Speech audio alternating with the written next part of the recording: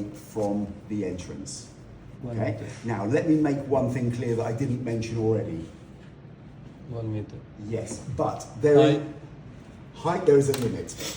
Okay, and the program will actually tell you the limit when you start to program it. Okay. What's important is if there is a door that opens like this. Okay, not a sliding door, not a shutter. Okay, not an opening like that is, but a door that physically opens inwards, as some places are. You must go 1 meter from the end of the door, not from the opening. You understand? Okay. So if we quickly draw this from above.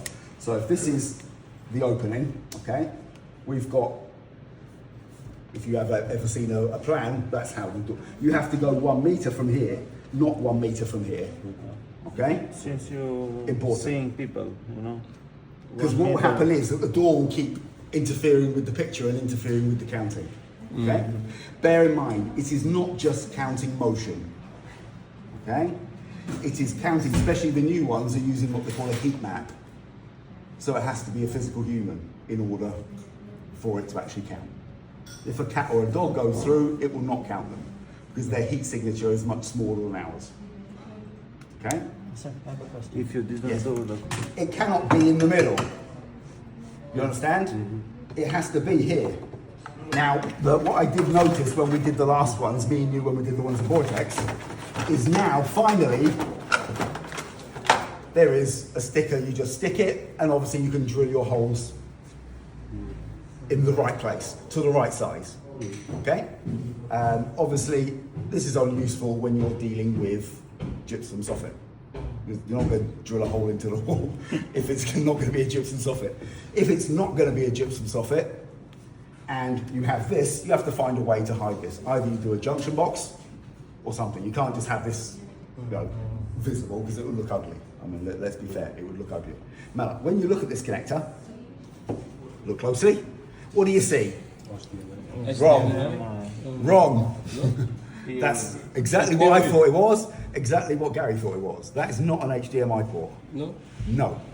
Okay? I assumed you could connect to it and see the video. That's what I thought. No, that's not what it does. This, we've yet to, I'm going to tell you what it is because we haven't used it yet. Basically, there is a system that Footfall Cam offer where you can have the staff with a special tag or a badge. Okay? You can plug in this device, whatever the hell it is, and it will not count those people. Okay? So let's imagine you've got a shop like Ralph Lauren in Tignes. Okay? Because it's a shop inside a mall, they do not have a toilet. Okay? Even Hugo Boss, the same. Exactly. Scale or Mercury. They do not have a toilet. So therefore, they must go out. The staff must go in and out to go to the toilet. So therefore, you're counting them every time they go in and out to the toilet, to have a cigarette, to go for lunch, to do whatever they're going to do. And obviously, there is then an error of, you know, the counts are going to be slightly higher than they need to be. Because these people came in, but they did not shop. They did not come to shop. Like when we go to a client. If I go to a client and I'm like, shit, I forgot something in the van. And oh shit, I better go get a longer ladder. I'm being counted every time I go in. Okay? You know, I might be working, for instance, at Vortex in Plaza, but I'm working on the CCTV. Or I'm working even worse on the EAS. So I'm right near the door, walking in and out 50 times. I was at Hugo Boss and... all the fittings and even the patch cord. Okay? And it even tells you how to connect it. Which one goes to the PEO injector, which one goes to the switch. I mean, It's the same. it doesn't matter which end, but if you ever forget, it's written down on it. You've also got the papers that come with it, okay? Ignore that crap, but you will need this, okay? This basically tells you how to connect to it via Wi-Fi. These have a built-in Wi-Fi of their own, like we have with the footfall counters. Sorry, like we have with the EASs, exactly, okay? But these ones, you don't have to turn the Wi-Fi on, it's just on, okay? And you might say, but Chris, if we go to Mercury, I've got fucking 23 of these things. Which one is which? The one you go to the closest to, that you have the closest, strongest signal to, is the one. The Wi-Fi range is not very, very wide for that reason, because otherwise you won't know which it is. But when you have the two next to each other, like you do at Mercury, it's a bit harder. But when you look at it, you can see, when you go into the counter, you can see the name of the counter. I name them scale or mercury, I name them front door, back door, whatever they're called. I mean, these guys know because they do the naming, okay? The other thing that is very, very, very important for the counter when you're configuring it is the height, okay? The height. The system calculates its counting algorithm based upon how high the device is fitted. So you must have an accurate height, okay? And then you just set the height on the device. I'll show you how you do it because it's a piece of cake, okay? Literally, okay?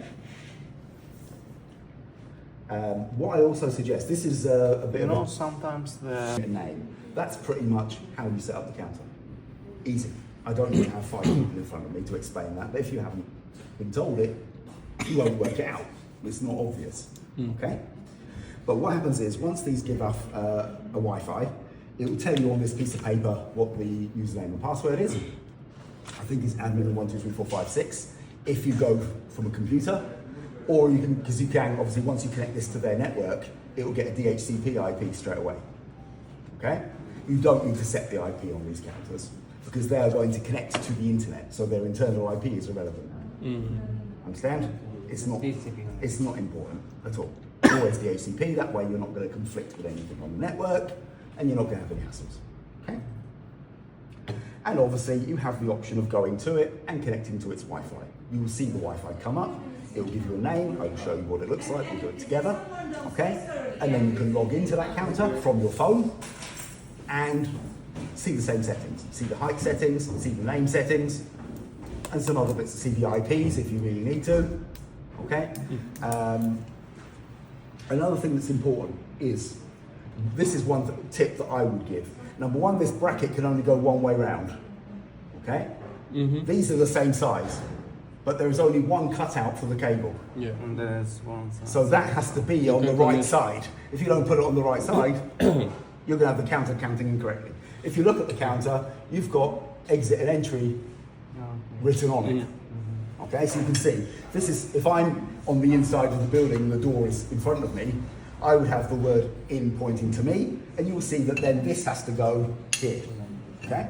So obviously, you have to get it through, and you have to clip it on. It has to clip on this side first. You've got these bumps. So we clip it in here first, and then we bring that wire there, okay? And what you will see, you have these 4 small holes, okay? You also have the barcode with the serial number. The serial number, you need it. You don't have to get it from here. You can get it from the interface, okay? But you do need it, okay? That's how the portal is going to know which counter it is. Is the counter a new counter? Has the counter been installed before? Is it under warranty? All these things they know from the serial number, obviously. What I do is the little screws that come for here, okay, are in the pack, which is in the, you even have the Allen key to tighten them up. Okay, there's the Allen key in here. If I can find it. Yeah, there it is. There's an Allen key in here. You've even got the gypsum fittings to go inside if you don't have rusted ends here. You have everything you need. Even wall plugs, if you're going to drill it into the wall, you have everything. Okay? But what I do is I get the Allen key. I get one of the screws. And before I fit it, I put the Allen key screw into all the holes, because sometimes they're not clear. And the problem is, because you're right near the ceiling, you have to bear in mind, you've got that distance. When you try and turn the Allen key, it doesn't turn easily because it keeps hitting the ceiling. So you have to keep taking it off and turning, and then take it off and turning. You understand? Unless you have an Allen key screwdriver or something like that. But what I do is, like I said, I put them in so that I make sure that the hole is clear. So when I'm going to do it, I can do it with my fingers and then just tighten up a little bit with the Allen key.